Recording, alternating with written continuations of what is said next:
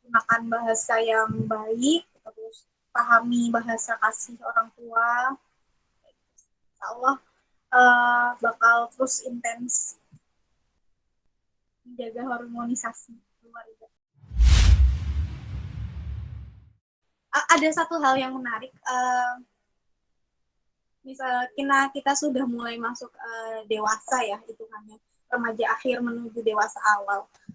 Yang menarik adalah kita sudah merasa tidak lagi membutuhkan komunikasi yang intens dengan orang tua. Dalam artian karena kita sudah bisa menentukan hidup kita sendiri kan.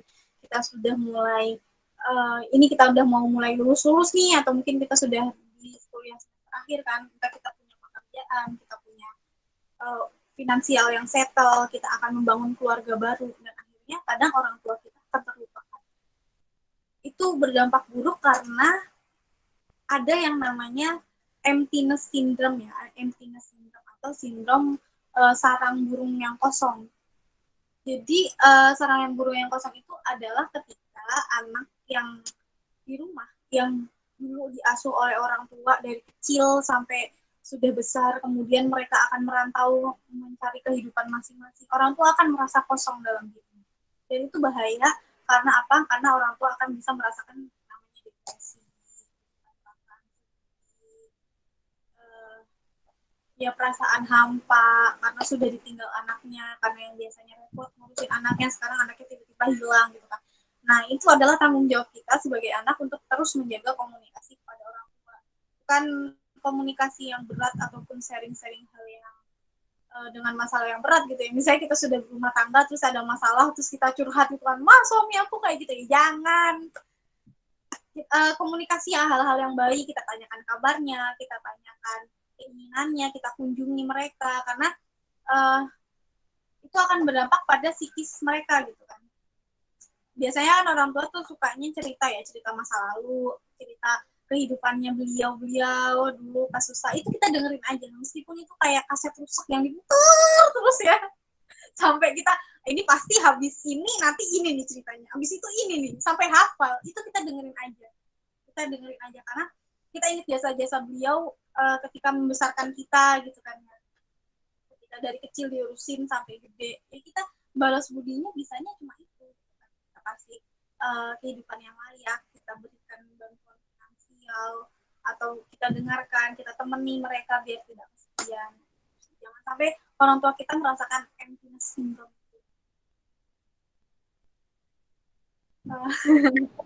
Oh iya Mbak, itu apa pernah dengar itu kan katanya orang tua kalau udah sepuh gitu nanti kayak bakal balik lagi jadi kayak anak kecil gitu.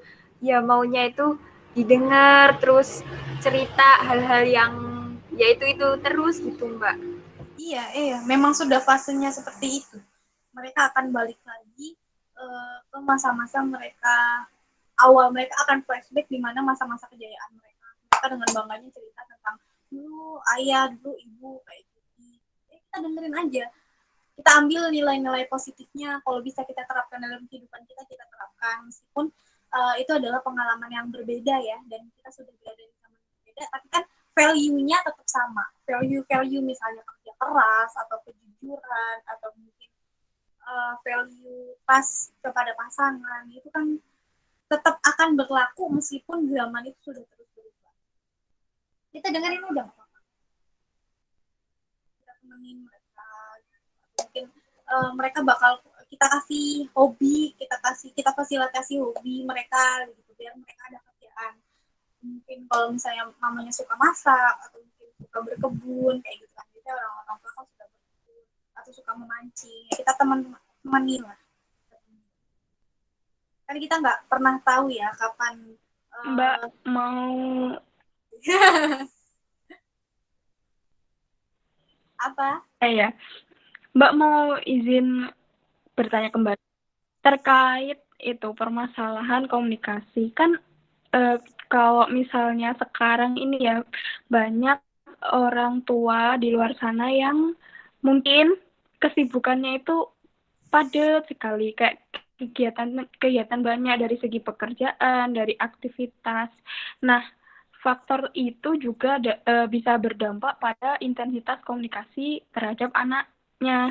Nah, menurut Mbak Tifla itu bagaimana sih cara kita agar orang tua itu meskipun dalam keadaan sibuk atau bagaimanapun terkait aktivitas mereka, mereka itu tetap menyempatkan untuk mungkin berbicara intens kepada kita sebagai anak terkait masa depan dan lain-lain, apapun masalahnya yang ingin diceritakan.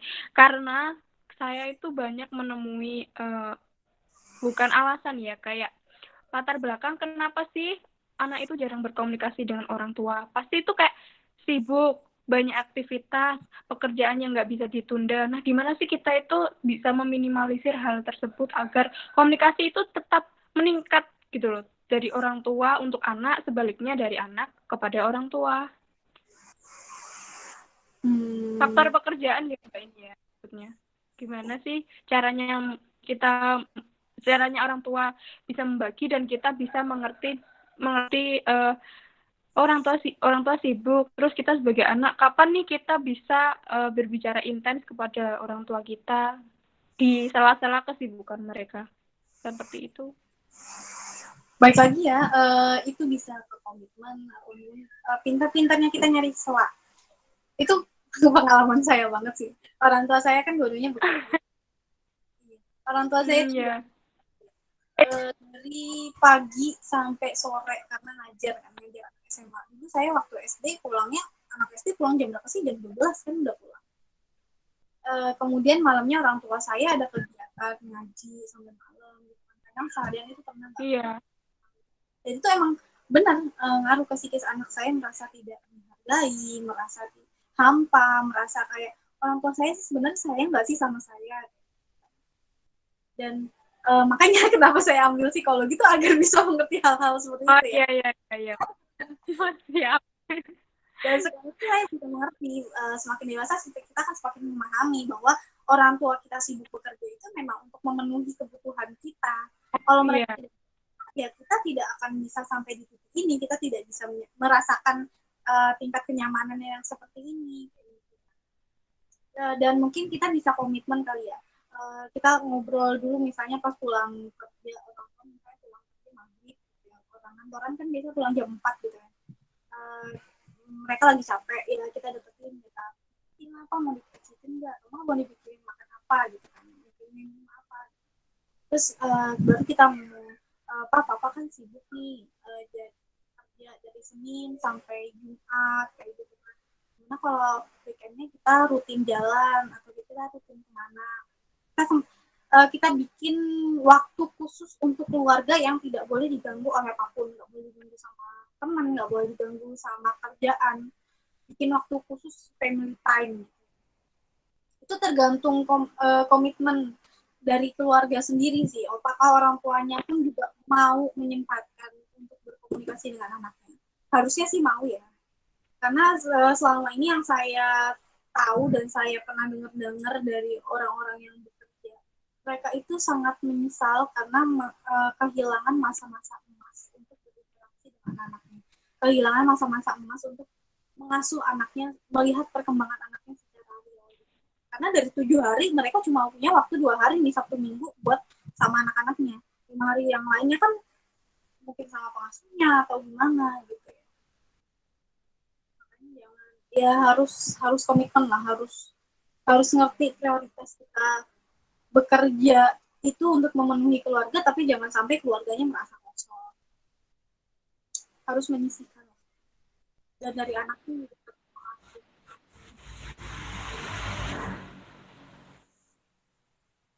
Berarti kita kalau misalnya sebagai anak itu, kalau misalnya kita tahu, oh orang tua kita itu sibuk kerjanya harus memerlukan waktu yang lama, kegiatannya banyak, aktivitas orang tua kita banyak. Namun dalam hal itu kita juga tidak boleh acuh ya Mbak, kayak misalnya, oh ya udah kalau orang tua saya sibuk berarti nggak usah intens bicaranya, paling juga sibuk terus. Jadi kita itu juga tidak boleh acuh terhadap diri kita sendiri. Sebisa mungkin kan kita juga harus ini nih ada yang saya mau sampaikan kepada mungkin ayah atau ibu. Jadi kita juga harus bisa memancing ya Mbak sebagai anak agar meskipun kita tahu kesibukan orang tua itu untuk kita dan orang tua tahu kesibukan mereka juga untuk anak-anaknya, tapi menyempatkan diri untuk selalu dekat itu sangat-sangat penting, ya kan, Mbak? Betul. Saya ada satu penelitian yang dilakukan oleh Liana Putri, Rizky Putri, ada yang Hashim, dengan Yanji. Mereka menunjukkan adalah pengaruh intensitas komunikasi orang tua terhadap kenakalan remaja, dan ternyata hasilnya adalah anak-anak remaja yang nakal ataupun yang terkena kenakalan remaja itu mereka kurang intens komunikasinya dengan orang tua. Penyebabnya itu mungkin karena adanya jarak tempat tinggal, mungkin si anak itu ngekos atau mungkin anak itu mondok, terus ada orang tuanya sibuk bekerja seperti yang tadi, atau mungkin karakter dari orang tua dan anak sama-sama keras nih, sama-sama punya ego yang tinggi yang kayak ya udahlah mama nggak perhatian gitu, tapi nggak mencoba mendekatkan, dan anak itu tidak merasa perlu untuk komunikasi dengan orang tua. Beberapa sebab yang dipublikasikan dalam penelitian mereka kenapa intensitas komunikasi orang tua itu penting, komunikasi orang tua kepada anak ya. Dan kita sebagai anak pun juga harus menyadari hal itu. Kita harus sadar kalau misalnya komunikasi kita dengan orang tua itu penting. Mbak mau tanya. Baik, Mbak Tiflat. Mbak mau tanya, kalau misalnya kan orang tua itu membatasi pergaulan anak, misalnya kamu jangan berteman dengan orang ini deh, nanti membawa pengaruh yang buruk bagi perilakumu gitu, gimana Mbak? Apakah orang tua itu boleh membatasi anak dalam hal tersebut? Boleh atau tidaknya itu tergantung value keluarga masing-masing ya.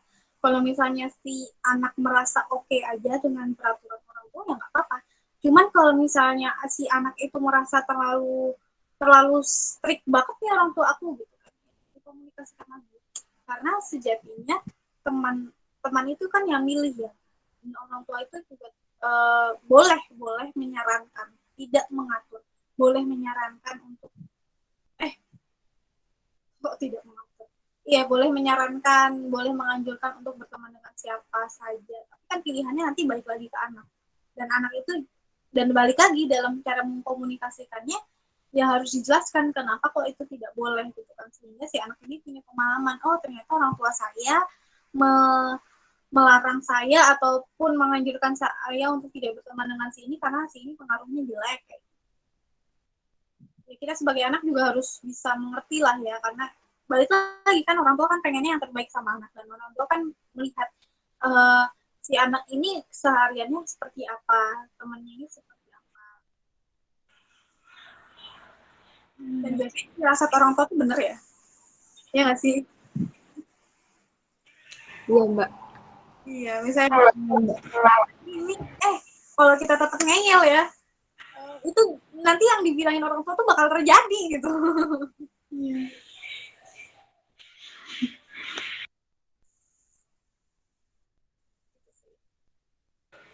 Mbak, saya mau tanya lagi. Ya. Gimana sih kalau tanggapan Mbak kalau orang tua itu justru kayak menjatuhkan mental anak. Jadi kayak misalnya tuh yang sering terjadi di sekitar tuh kayak membanding-bandingkan anak dengan anak tetangga gitu loh. Itu kan benar-benar kayak membuat mental kita down gitu loh. Kayak makanya kamu tuh harus kayak dia gitu. Kayak anak tetangga langsung down banget gitu loh. Kayak kenapa sih aku kok dibanding-bandingin sama dia gitu loh Mbak. Kayak dong orang tuanya. Bandingin dong, mama kok kenapa nggak mama kayak mamahnya itu gitu. Nggak nurut dong. Terus sama kayak orang tua itu kayak menilai sesuatu tuh kayak dari apa sih? Kayak rata-rata orang gitu loh. Kayak misalnya orang itu kayak anaknya itu kayak dinilai itu dari, kan kalau biasanya seluruh orang tua tuh kayak nilai pintar tuh kayak dinilai dari matematikanya pintar, IPA-nya pintar, fisikanya pintar gitu. Padahal kan setiap anak kan memiliki bakat sendiri. Jadi orang tua tuh kayak memaksakan bakat anak itu sama gitu loh. Kayak suka membanding-bandingin, suka memaksakan gitu loh orang tua itu. Iya, Ya, iya. Mbak gimana gitu? Kalau kayak gitu ya, kalau aku sendiri pun, aku pun juga pasti pernah lah. Bukan dibandingkan sih, tapi kayak mungkin niatnya tuh memotivasi ya orang tua niatnya. Nah itu kan balik lagi bagaimana kita cara mempersepsikan suatu kalimat atau suatu pengalaman atau suatu ucapan orang lain pada diri kita. Kayak misalnya tetanggaku tuh juga ada yang kayak si itu tuh ini tahu udah bisa beli TV sendiri, beli HP sendiri karena hasil nulis novelnya kayak gitu kan. Terus ya udah kalau dari aku sendiri kan kayak ya udah itu kan dia gitu kan, itu bukan saya. Kalau karena rezeki sudah ada yang ngatur, bakat sudah ada yang ngatur gitu kan, meskipun saya berusaha untuk menjadi dirinya itu nggak bisa karena dia ya dia, saya ya saya gitu kan. uh, kita bagaimana pemaknaan kita bayangkan saja atau kita asumsikan bahwa orang tua kita memang kurang memiliki pengetahuan tentang parenting, jadi it's normal. Tapi kalau misalnya sudah kelewatan, ya kami jelaskan secara baik-baik ke mereka gitu kan, sama gitu kan. Saya dan dia berbeda, saya sukanya ini, dia sukanya itu, dan meskipun kita punya kesukaan yang sama, tingkat pengetahuan pun kita pun beda gitu kan. Saya terus belajar untuk memperbaiki diri saya sendiri, dan kalau mau membandingkan, saya akan membandingkan diri saya dengan diri saya yang sudah lalu, bukan dengan orang lain, karena kita punya start line yang berbeda dan kita juga punya finish line yang berbeda. Terus kita buat apa berkompetisi? Uh, kita asumsikan kalau orang tua kita memang kurang parenting, terus kita juga yang bisa mengontrol pikiran kita, yang bisa mengontrol perasaan kita, omongan kita, perilaku kita itu diri kita sendiri. Mau orang lain itu ngomong seperti apa, kalau kita nggak ngegubris ya nggak bakal sakit hati. Yang membuat kita sakit hati kan diri kita sendiri ya. Kita membiarkan diri kita untuk disakiti orang lain. Ya sudah, lama-lama akan terbiasa, dan lama-lama mungkin orang tua kita kan bakal capek kayak ngomongin anak tetangga mulu, tapi si anaknya ini kayak apa ya, bukan nggak mau berubah, tapi nggak menggubris gitu kan. Udah ntar bakal capek. Kalau pengalaman aku sendiri Mbak ya, itu tuh kayak orang tua aku tuh terlalu terpatok pada suatu nilai gitu.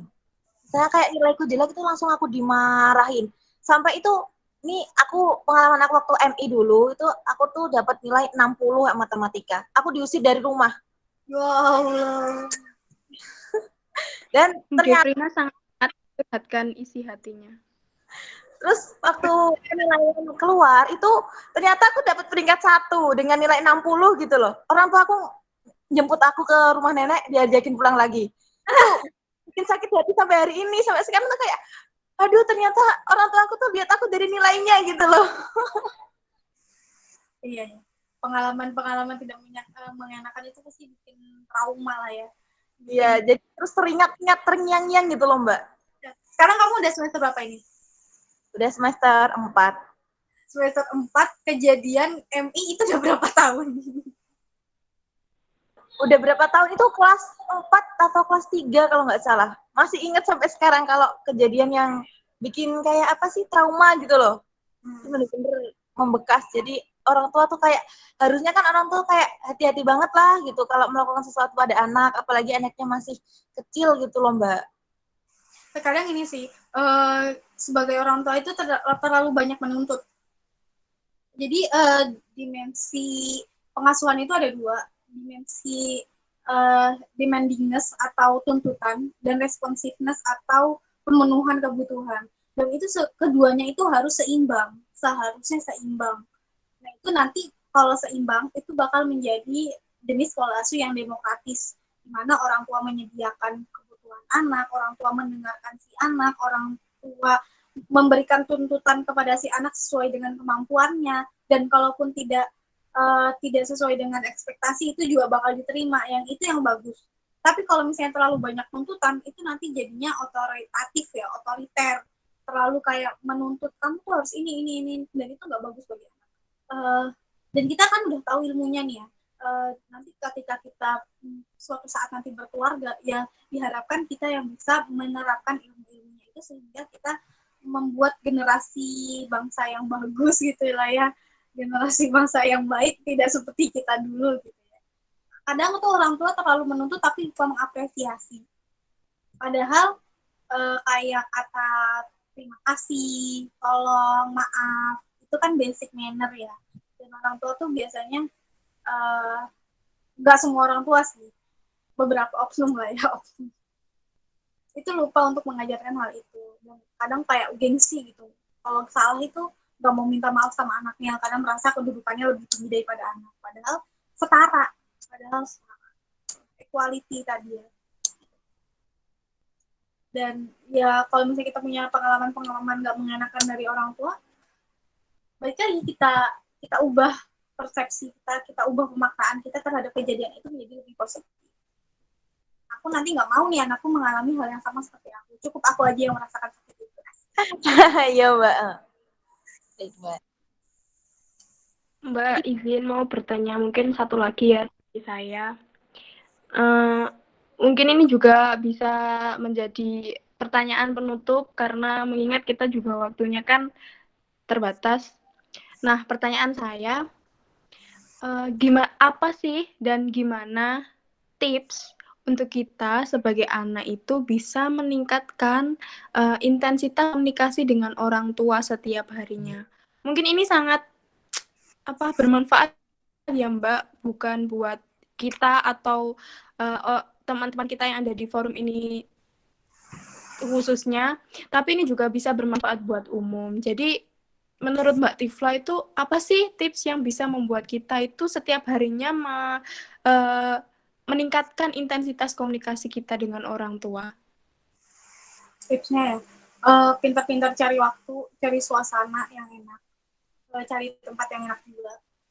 Ya itu tadi, jangan pas orang tuanya sibuk kerja atau sibuk masak atau sibuk ngapain lah terus kita ajak ngomong, ya jangan, gak nyambung nanti. Terus yang kedua itu kita harus cari tahu line-nya mereka, bahasanya, love language ya maksud saya, bahasa kasihnya mereka itu seperti apa. Meskipun orang tua kita keras ketika kita sudah tahu bahasa kasihnya mereka, lama-lama mereka juga bakal luluh kok, ya kan? Iya, kita ingat aja lah, batu kalau ditetesin air tiap hari dia bakal mengikis kan, sama lah seperti hati-hati manusia itu. Terus yang ketiga itu gunakan bahasa yang sopan, yang mengagumkan, yang membuat orang tua itu merasa dihargai gitu kan, karena kita komunikasikan harus dua arah dan kita harus sama-sama merasa puas akan kualitas komunikasi kita itu. Kalaupun sibuk, kita tanyakan, kita buat komitmen bagaimana waktunya kapan aja nih kalau mau ngomong gitu kan, waktunya kapan aja nih kalau mau melakukan hal yang bersama-sama, karena kan hambar banget ya kalau di rumah nggak ada komunikasi antara orang tua dan anak. Dan ya tadi harus terbuka, harus punya empati, harus punya sifat positif, harus punya equality.